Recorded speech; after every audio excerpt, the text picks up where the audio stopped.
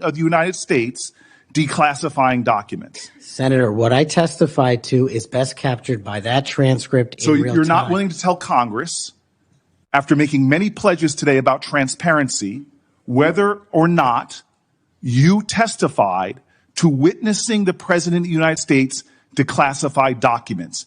In the name of all the values you have said today, did you or did you not testify to witnessing the President of the United States declassify documents? What happens when the man nominated to lead the FBI is the very same person who invoked the Fifth Amendment during a criminal investigation involving Donald Trump? Senator Cory Booker puts that question front and center, and what follows is a tense exchange that raises serious questions about Kash Patel's judgment, credibility, and fitness for the role.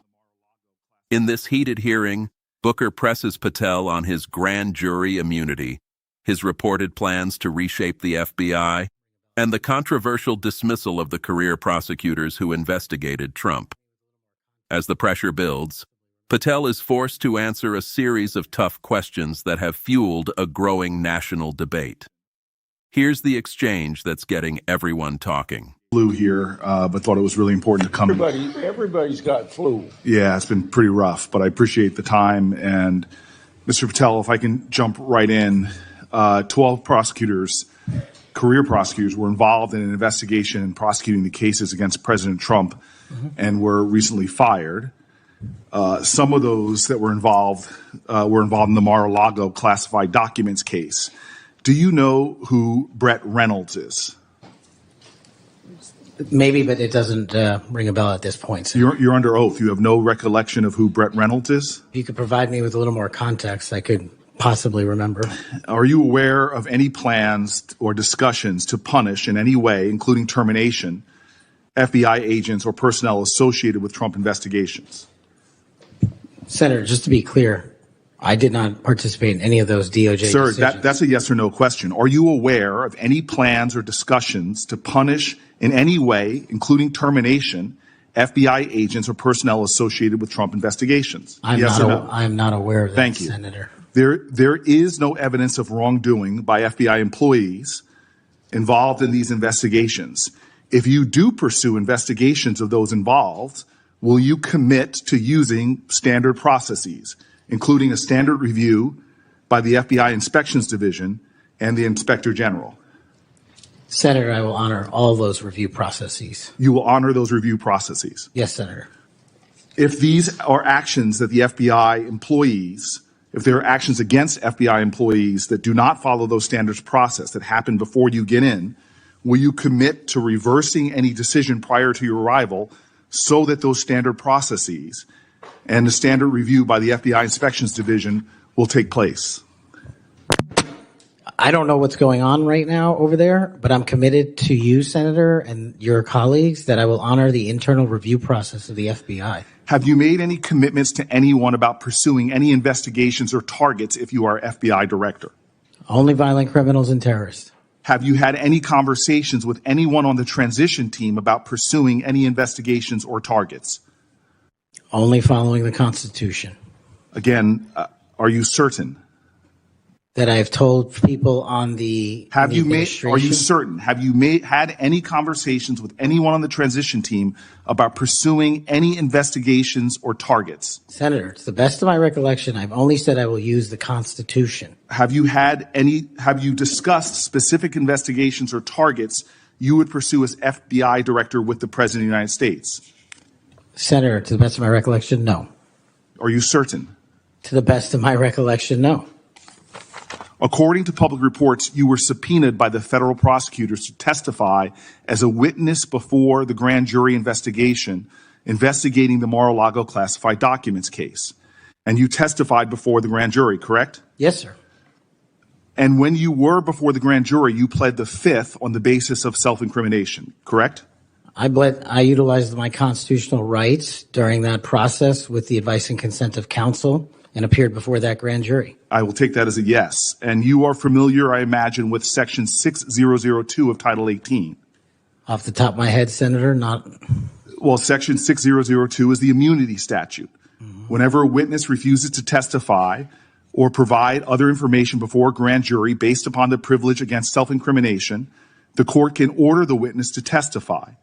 The witness must comply with the order, but they receive immunity, which means that no testimony or any other information provided before the grand jury can be used against them in any criminal proceeding. You were compelled to testify as a witness in the Mar-a-Lago classified document case. Did you participate in any criminal conduct involved in that case? Involved in which, the Mar-a-Lago classified documents case? Yes. No, I testified through compulsion by court order. You received immunity for providing information that was self-incriminating. Do you remember the name of the prosecutor who questioned you? There were multiple, Senator. I do not. Was it one of the people, were any of them people that were fired this past week? I have no idea, Senator. Are you certain? You're under oath. I'm aware that I'm under oath, Senator, and I have no idea, and I did not participate in the removal of any DOJ prosecutor. What was the information you provided that you received immunity for? Senator, I would love my grand jury testimony to be released, but as you know, that grand jury testimony has been sealed by the Department of Justice, and I'm not allowed to discuss it here. Well, I find it troubling that you do not know the law here, and let me tell you what the law is.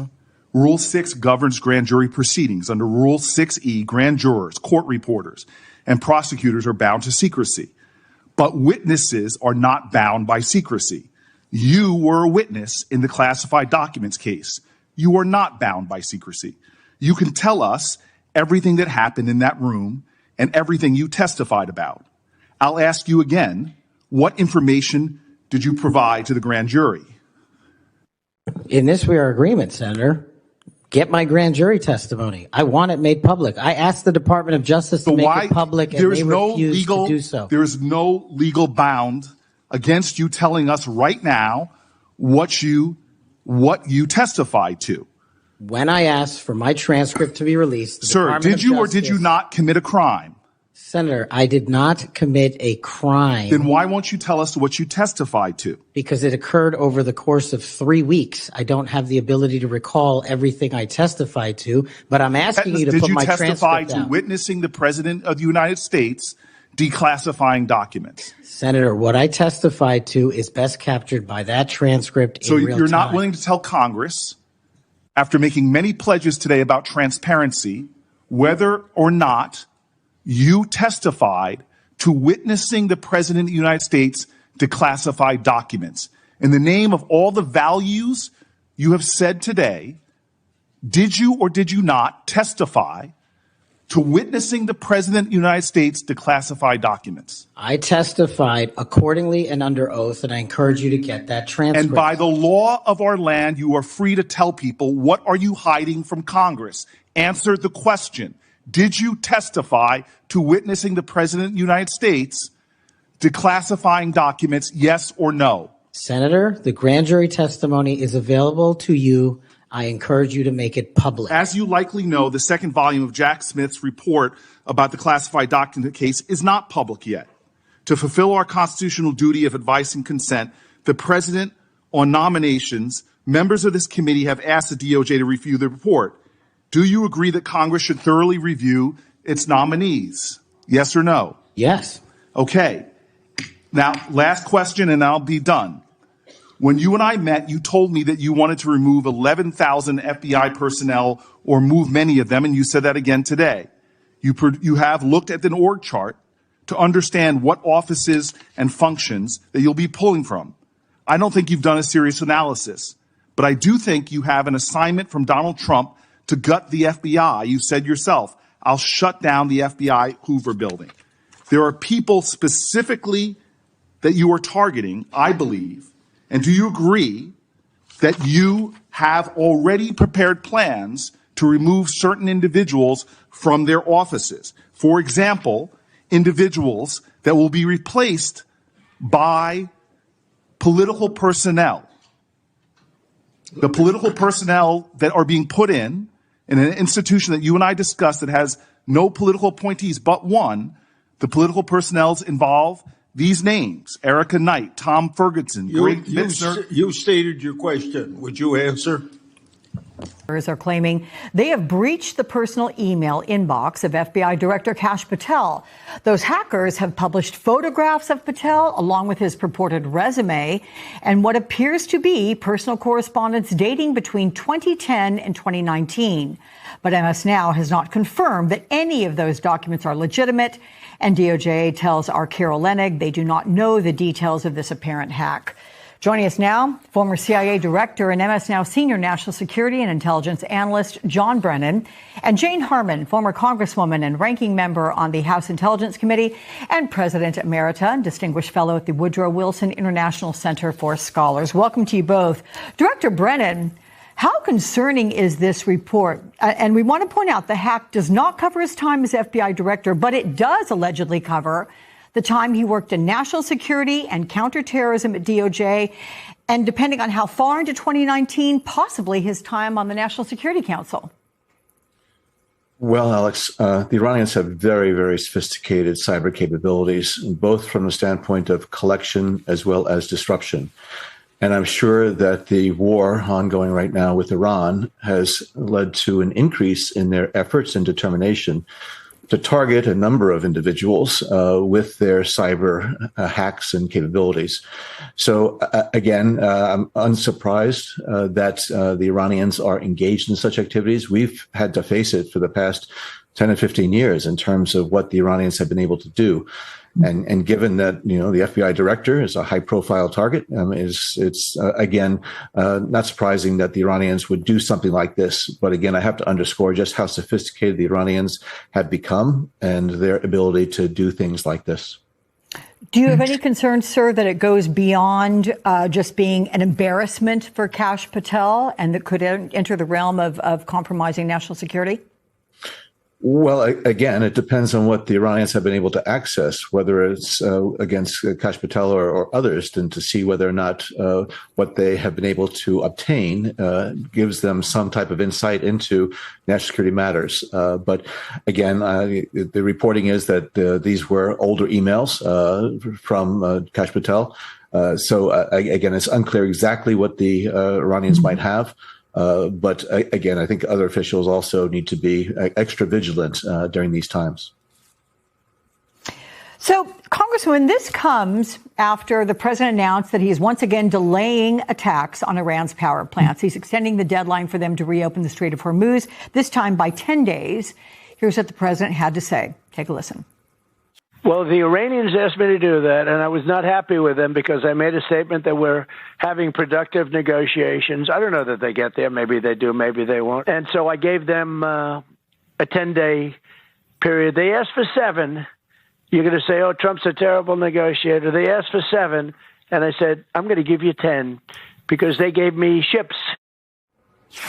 So that's 7 versus 10 days. Is this about Trump giving Iran more time or giving himself more time? It's probably about both. But let me add to John's answer before, which is that not only do the Iranians have great cyber capability, but we have dumbed down our cyber defenses, both at DHS, DOJ, and DOD. That's been a Trump priority. Experts have been moved out. And so what happens next time? And by the way, your reporting was that Reuters found this out because the Iranians claimed credit. It isn't that our intel agencies found this out. And I would just point out, it's not just Iran. China has incredible cyber capability. And when I chaired the Commission on National Defense Strategy in 2024, we were briefed on the fact, it wasn't classified, that China might try a major cyber attack on U.S. infrastructure ahead of or contiguous with some effort to annex Taiwan. So we're not ready for this. You asked me, sorry. No. What was the other thing you asked me? Well, I was asking you about whether this 7 versus 10 day time frame, no. and you said both. I mean, you did answer it. You think it's both. It's serving both Iran and the president, giving himself more time. Well, let's see what the deadline is tomorrow morning or tomorrow lunch. I mean, his deadlines move around very quickly. And remember the TACO acronym, Trump always chickens out. I want to add to that the CACO acronym, Congress always chickens out. Let's see what the House does with this TSA bill now. Kash Patel promised Congress one thing: His critics say he did the exact opposite. While testifying under oath during his confirmation process, Patel insisted there would be no political retaliation inside the FBI. He repeatedly pledged that the Bureau would focus on protecting Americans, not settling political scores. But now, that promise is facing intense scrutiny. Reports claim Patel oversaw the removal of members of the FBI's elite CI-12 counterintelligence unit, the team responsible for investigating foreign espionage threats, including Iran. Several of those officials had also worked on the investigation into Donald Trump's handling of classified documents. The timing has fueled major controversy. As tensions with Iran escalated and national security concerns grew, critics questioned why experienced counterintelligence personnel were being removed instead of strengthened.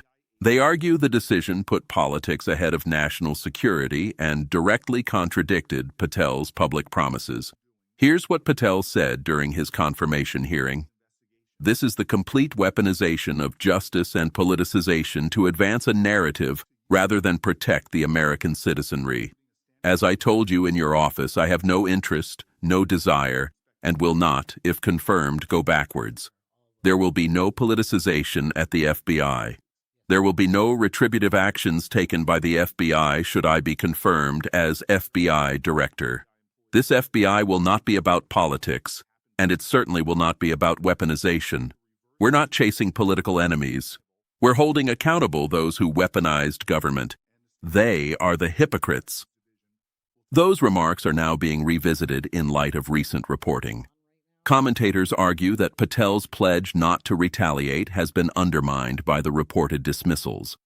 According to multiple sources familiar with the matter, the firings affected personnel from the FBI's highly specialized CI-12 counterespionage unit, which focuses on threats from foreign adversaries, particularly Iran. The reports also claim Patel believed members of the team had taken improper investigative steps during the classified documents investigation involving Donald Trump, though no public evidence has been presented to support that allegation. What makes the situation even more controversial is the timing. The reported restructuring came just days before the United States launched military strikes against Iran, raising questions about why experienced counterintelligence specialists would be removed during a period of heightened international tension. Critics say there are only two possibilities. Either Patel was unaware of the growing national security risks, or he knew exactly what was unfolding and still chose to move forward with the personnel changes. Both scenarios have sparked serious debate. Sources also reported that more dismissals within the same unit were being considered, increasing concern among current FBI employees about the Bureau's future direction. When asked about the reports, an FBI spokesperson declined to comment on personnel matters, but stated that the Bureau continues to maintain a robust counterintelligence operation with personnel across the country. Supporters of Patel reject accusations of political retaliation, while critics argue his actions directly conflict with the commitments he made under oath before Congress. The controversy now centers on a simple question. Were these decisions driven by legitimate leadership priorities? Or did politics ultimately outweigh the promises made during Patel's confirmation process?